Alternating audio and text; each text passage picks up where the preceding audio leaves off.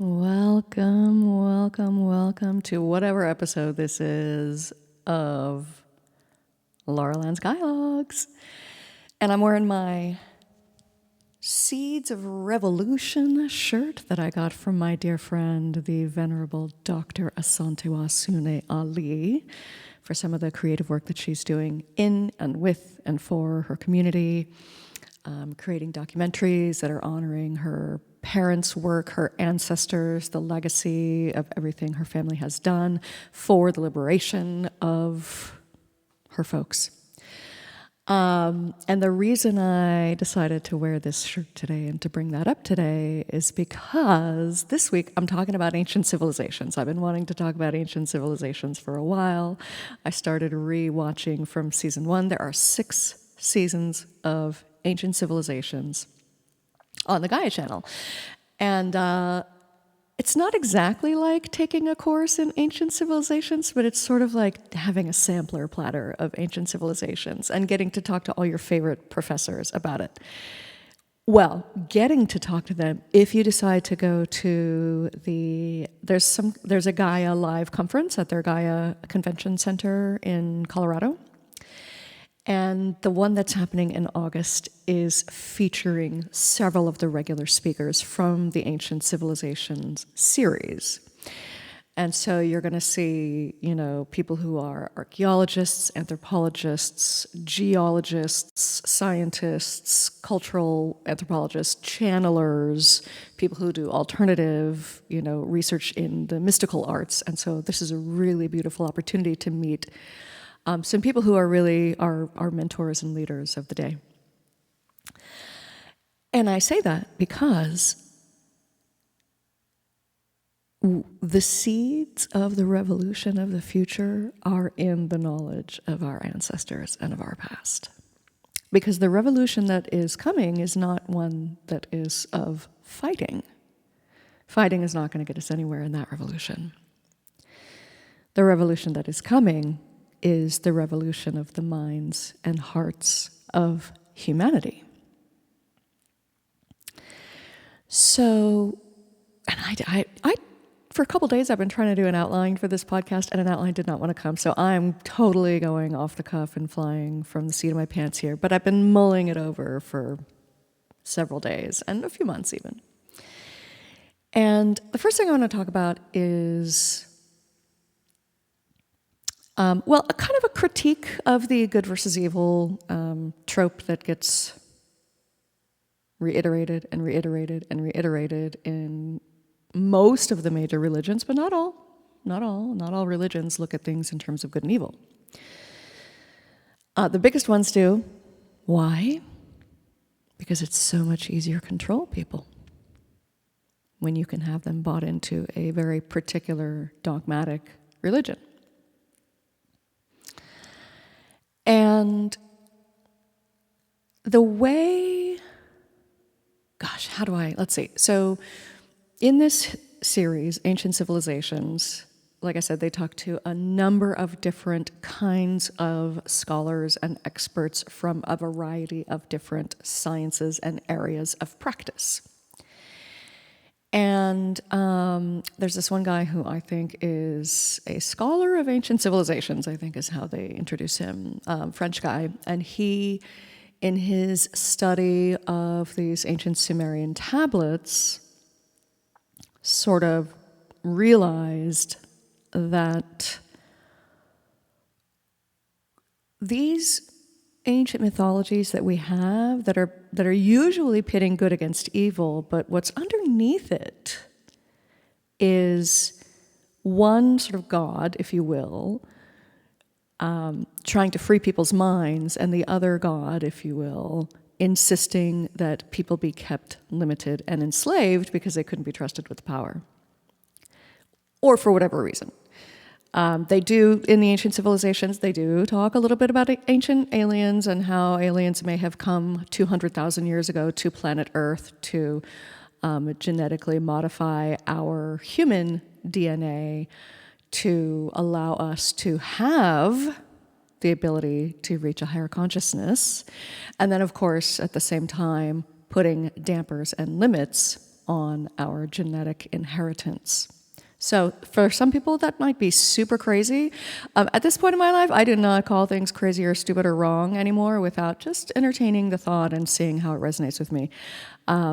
Because some of the things I have believed in the past, I now look at as totally ludicrous. So allow yourself to kind of just be present with an open mind, because the more we get stuck in beliefs that things are impossible, the more they'll be impossible. That's really, frankly, how it works. So here's the funny thing about the way these sort of scientists and scholars are narrating the ancient Sumerian mythologies. And there's a few of them who are talking about how there's Enki and Enlil are the names of the two Sumerian gods that get talked about quite a bit. And Enki was the one that wanted humanity to be able to experience its full potential, and Enlil was the one that wanted to keep people as an enslaved race for the benefit of their race. That's the background. Well, I think I may be... The thing is, when they're talking about gods and mythology, there's a very strong presumption that they're probably actually talking about an extraterrestrial race or beings that came down and were perceived as gods. To me, that actually makes way more sense than a lot of mythological stories. So we'll just set that aside right there. So the thing is, Enki, the one that wanted to give mankind the ability to reach their potential, gets sort of conflated with the devil. And Enlil, who wanted order and wanted submission and subservience, also gets kind of conflated with the sort of Abrahamic tradition's Godhead figure, whether it's Jewish or Muslim or Christian.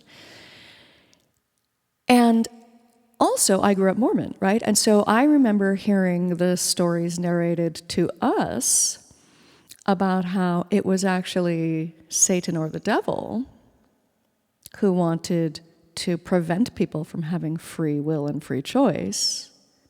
And it was actually God that wanted people to have the free choice.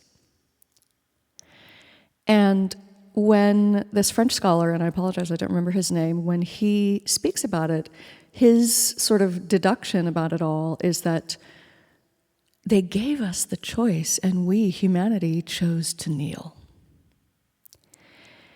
And that because those were done under these kind of ritual, ceremonial circumstances, it effectively enacted an oath on ourselves, for all future generations. Now, the good news is, as we know from our shamanic practice, you can renegotiate those kinds of soul contracts. Because this is one on a humanitarian level. This, like, humanity made the contract to say, okay, fine, I'll be subservient. I'll be, a good little worker bee, and I'll be not too eager to step outside my bounds or my lane. Right? That's we're so much easier to control when we just buy into it and say, oh yeah, you know what? I'll just follow the rules. I'll just go along with what I've been taught. I think the problem is many of us are starting to have these, you can call them a crisis, I like to call it a catalyst. Many of us are having these catalysts which are, sorry for all the lip smacking. I need a pop screen here. These catalysts, which can often be, deeply upsetting or destabilizing experiences that, for me, it was a bit of an existential crisis that happened back in 2020. And to question one's reality, to question one's very core truths can be very unsettling and destabilizing. And yet that, I think, is what is allowing so many of us right now to be open to our true nature, our true relationship to the cosmos, our unlimited potential and our unlimited capacity. Because the limits that are on us are the ones that our minds and hearts have imposed from generations and generations of conditioning.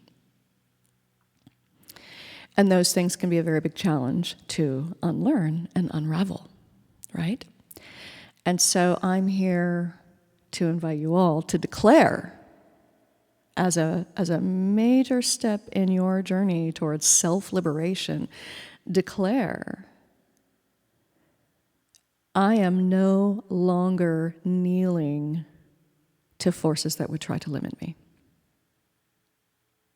Go ahead and say it again. I am no longer kneeling to forces that would try to limit me. See how that feels. Try that on for size.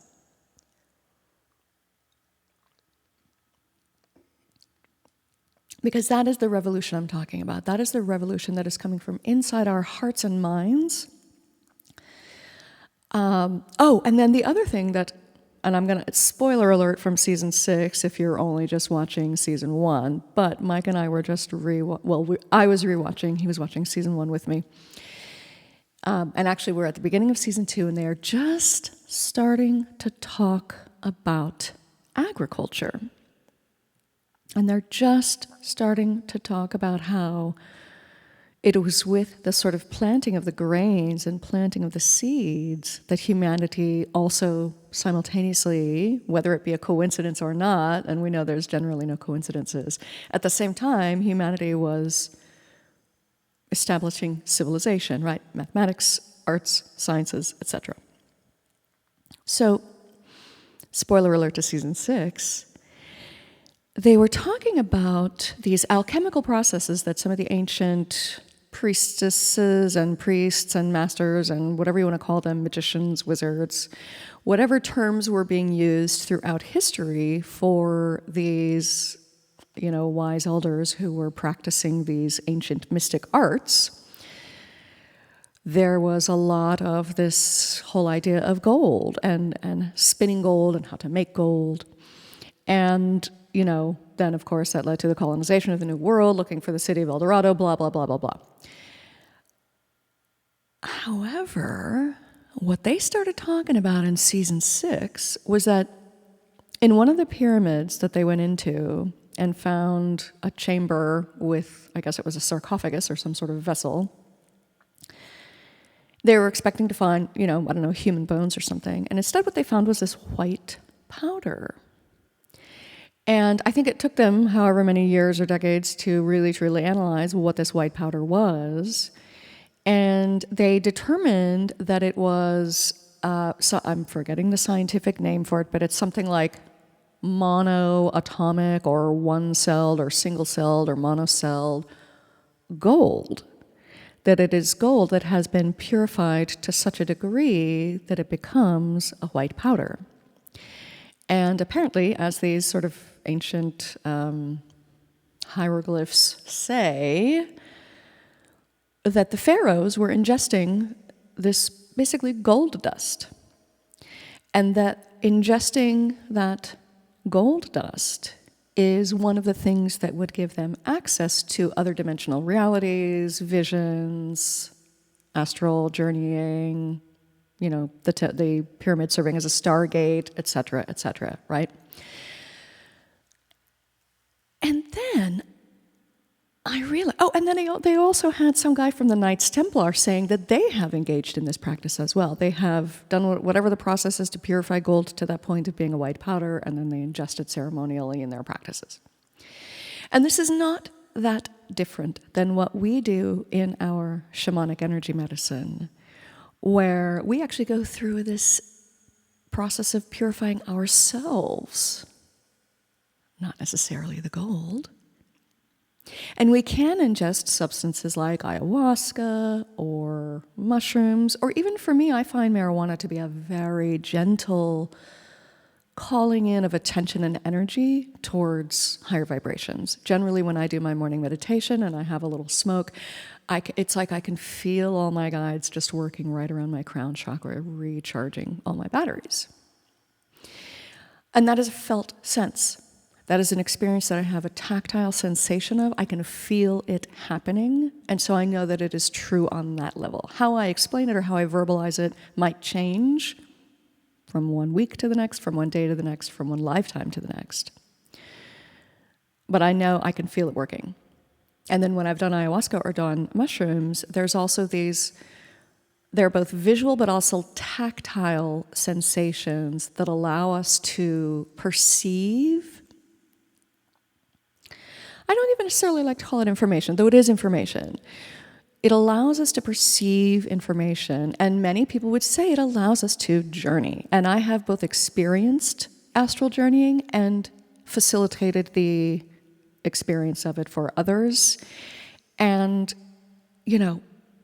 sometimes we go on a journey, and it doesn't take this whole, there are tools that can help, right? Like the pyramids are made out of these, intensely concentrated granite, which has this capacity for vibration, right? And so there are all these things that can help access, and yet it's not just for the special, and it's not just for the elite, and it's not just for the pharaohs. It's available for all of us. Because in another chamber, might have even been in the same period, might have been the Queen's chamber, but in one of the chambers, they found a tiny amount of a white powder substance that they thought was the same thing, but it turns out it was the same substance that's in your pineal gland. And you can activate your pineal gland through meditation practices. And all sorts of things, plant medicine, all sorts of things. And so what I like to believe is true is that little by little, person by person, slowly but surely, we are all realizing that we have this infinite potential and infinite capacity to experience life in this realm to any number of degrees, to our highest potential, and that the more we can free ourselves from what we have been taught to be true, but isn't true. Unlearning the things that we have been taught are true that are not true. Totally need to give a shout out to my friend and mentor, Amira de la Garza, for her methodology in critical autoethnography, because that was as important to me as my shamanic healing practice for really learning and understanding on a deep way what were the structures in my life that were disempowering me and what are the structures that are empowering me. And then once again, I go back to Dr. Asantewa Suni Ali and the Seeds of Revolution. I think you can still get a t-shirt if you go to their website. I'll put it in the comments in the description. Because the more we can be in touch with our communities, the more we can be in touch with the earth. Oh, that's the thing. The agriculture. If they were indeed, as many mythologies and many traditions have said, if they were ingesting golden wheat, or whether it was a golden apple, or somehow ingesting manna, or the things that can allow us to be enlightened. And then we start doing it on an agricultural level. Then mass humanity starts to be able to open their minds and hearts to higher consciousness. And how ironic that the genetically modified wheat that is so prevalent in our world is the very thing that is making us unable to consume the golden grains. And if you look at what we've been done to corn as well, and how important corn is to Central and South American indigenous cultures, I think in the Andes, they even literally call corn the sunlight of the gods or something like that. I'm probably misremembering it, but I know that corn or maize in those traditions is not just food, that it's a spiritual food, and it is a nourishing food on many levels. And for the genetically modified organisms to come in and really kind of invade our ability to have those benefits and that access to good quality grains. I'm not saying every grain has gold dust mixed in it, but it is an interesting story. It is an interesting mythology, and it is an interesting narrative that gets repeated in similar ways all across the planet. So, I'm actually going to end the message for today with a song that we wrote in 2020, which is sadly still very relevant. And, it's the song Slow Coo, and the chorus of the song says, what do we do when they bring us down? We make slow grooves. So I invite you, whatever you're facing, whatever challenges, whatever existential phenomena is facing you and making you have a catalyst for some sort of change in your life, take a deep breath and get creative. Do whatever your creative heart feels like it wants to do right now. Drawing, painting, cooking, gardening, whatever it is, do that. Do it today. Do a little bit of it every single day. And cultivate the love of that creative practice in your heart, because that, my friend, is going to be what leads your revolution of your soul. So, let's make slow grooves.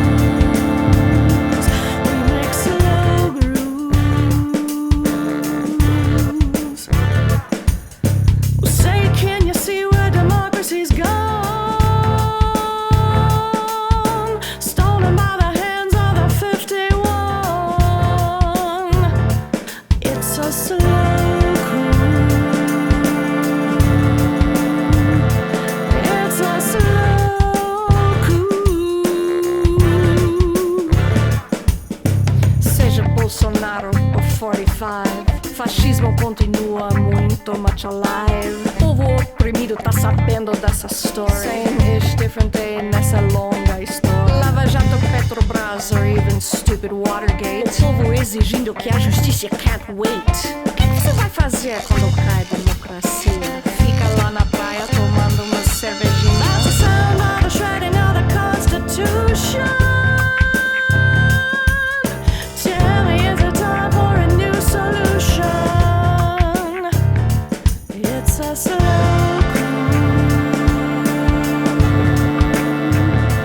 It's a slow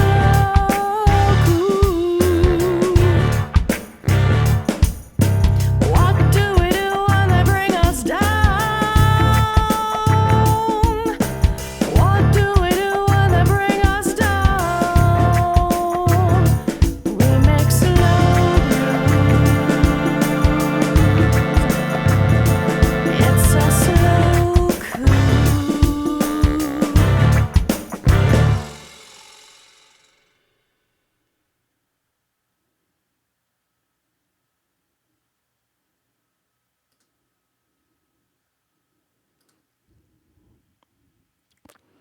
Go out and make some slow grooves, my friend.